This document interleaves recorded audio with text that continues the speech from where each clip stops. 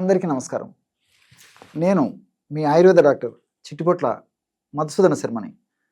మనం ఈ వీడియోలో ఎక్కువ శాతం మంది పురుషులు ఎదుర్కొనేటువంటి అత్యంత సర్వసాధారణమైనటువంటి సమస్య అయినటువంటి శీఘ్రస్ఖలనం, దానికి చికిత్స అనేటువంటి అంశాన్ని గురించి తెలుసుకోబోతున్నాం. ఈ రోజుల్లో ఇంతకుముందే చెప్పినట్లు ఎక్కువ శాతం మందిలో ఈ సమస్య కలుగుతుంది.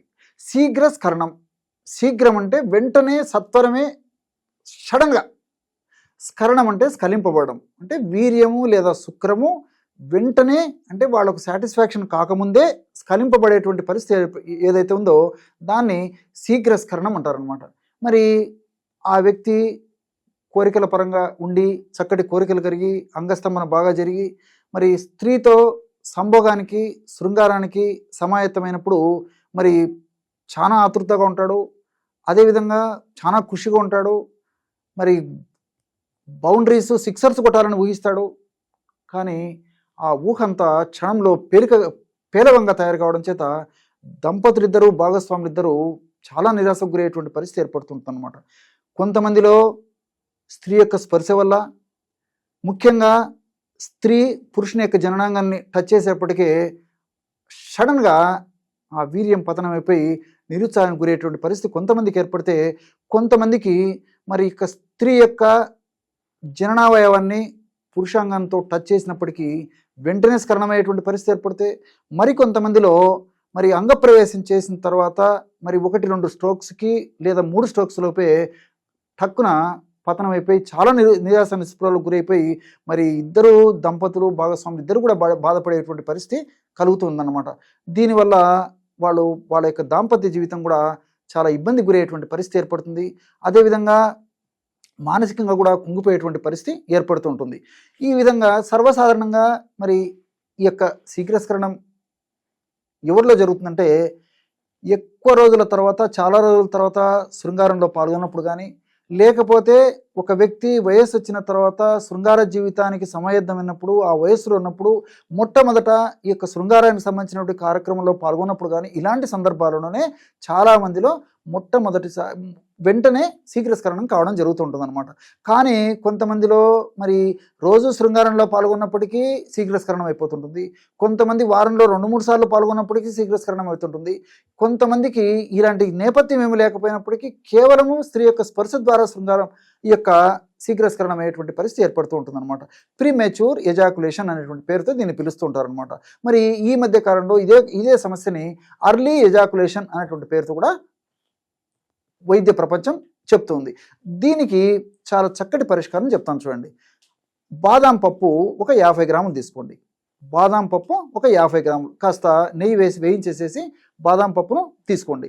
అదేవిధంగా ఆకురోట్ పప్పు, బాదాం పప్పు 50 గ్రాములు తీసుకుంటే ఆకురోట్ పప్పు కూడా 50 గ్రాములు తీసుకోవాలి. అది కూడా కాస్త నెయ్యి వేసేసి వేయించేసేసేయండి. మూడవ పదార్థంగా అశ్వగంధ చూర్ణం ఒక 50 గ్రాములు తీసుకోండి.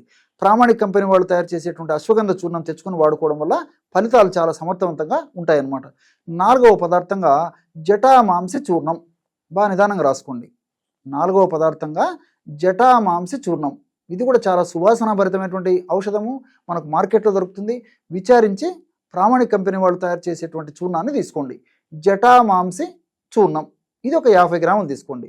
బాదాం పప్పును పొడి చేయండి, అదేవిధంగా ఆకురోట్ పప్పును పొడి చేయండి. ఆ 2 చూర్ణాలను కూడా అశ్వగంధ చూర్ణము, అదేవిధంగా జటామాంసి చూర్ణము వీటిలో కలిపేసేయండి. సో ఈ 4 పదార్థాలు మనం ఒక్కొక్కటి 50 గ్రాముల చొప్పున తీసుకున్నట్లు అవుతుంది అనమాట. ఈ చూర్ణాలని 200 గ్రాముల చూర్ణం రెడీ అయిపోతుంది. ఈ 200 గ్రాముల చూర్ణాన్ని ఒక గాజు సీసాలో నిల్వ ఉంచుకొని రోజు ఉదయం ఆహారం తర్వాత ఒక్కసారి, రాత్రి పడుకునేటప్పుడు మరొకసారి ఒక 50 నుంచి 100 మిల్లీలీటర్ల గోరువెచ్చని పాలతో కానీ లేకపోతే కాస్త తేనెతో కానీ కలిపి కూడా తీసుకోవచ్చు అనమాట. సో ఈ విధంగా తీసుకోవడం వల్ల ఒక 40 రోజులకు ఈ ఔషధం సరిపోతుంది.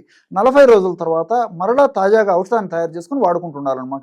ఈ విధంగా క్రమం తప్పకుండా రోజు 2 సార్లు ఈ యొక్క ఔషధాన్ని ఈ పద్ధతిలో వాడుకోవడం వల్ల జననావయాలకు సంబంధించినటువంటి, నరాలకు సంబంధించినటువంటి వ్యవస్థలో ఉన్నటువంటి ఆటుపోట్లు ఏవైనా ఉన్నా, అనారోగ్యపరితమైనటువంటి వాతావరణం ఏదన్నా అదంతా రెక్టిఫై చేసేసి ఆ యొక్క జననావయవాల్లో మంచి స్ట్రెంత్ ఇవ్వడమే కాకుండా మరి మెదడుకు, ఈ యొక్క జననావయవాలకు, ఈ శీఘ్రస్ఖలనానికి కూడా లింక్ ఉండేటువంటి పరిస్థితి ఏర్పడుతుంది. కాబట్టి మెదడులో కూడా మనకు శీఘ్రస్ఖలనం కాకుండా నిరోధించేందుకు ఉపయోగపడేటువంటి అనేక రకాలైనటువంటి చక్కటి హార్మోన్స్ను ఉత్పత్తి చేసి ఆ యొక్క ప్రభావం ఉండడం వల్ల చేత కూడా శీఘ్రస్ఖలన సమస్య తగ్గేందుకు అవకాశం ఏర్పడుతుంది.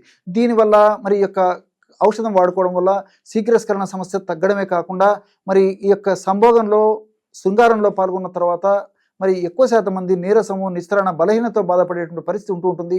కొంతమందికి ఒక రోజంతా నీరసం ఉంటే కొంతమందికి 2-3 రోజులు కూడా నీరసం ఉండేటువంటి పరిస్థితి ఏర్పడుతూ ఉంటుంది. కాబట్టి మరి శృంగారంలో పాల్గొన్న తర్వాత కూడా నీరసము, నిస్త్రాణ, బలహీనత లేకుండా మరి చలాకీగా ఉండేందుకు కూడా ఈ ఔషధంలో ఉన్నటువంటి రసాయన పదార్థాలు, ఔషధ గుణాలు చక్కగా ఉపయోగపడతాయి. కాబట్టి మరి ఎక్కువ రోజులు వాడినప్పటికీ అన్నీ మనకు దేహానికి మేలు చేస్తాయి, సైడ్ బెనిఫిట్స్ ఉంటాయి, ఎలాంటి సైడ్ ఎఫెక్ట్స్ ఉండవు. కాబట్టి అందరూ వాడుకోదగ్గ దివ్యమైనటువంటి ఔషధం ఈ యొక్క శీఘ్రస్ఖలనానికి సంబంధించి నేను చెప్పినటువంటి ఔషధం. చూశారు కదా ఎటువంటి సులువైనటువంటి ఔషధాన్ని మీరు శీఘ్రస్ఖలన సమస్యకు ఈ వీడియోలో తెలుసుకున్నారో. మరొక వీడియోలో మరొక అంశంతో మళ్ళీ కలుద్దాం. అంతవరకు నమస్కారం. మీ చిట్టిబొట్ల.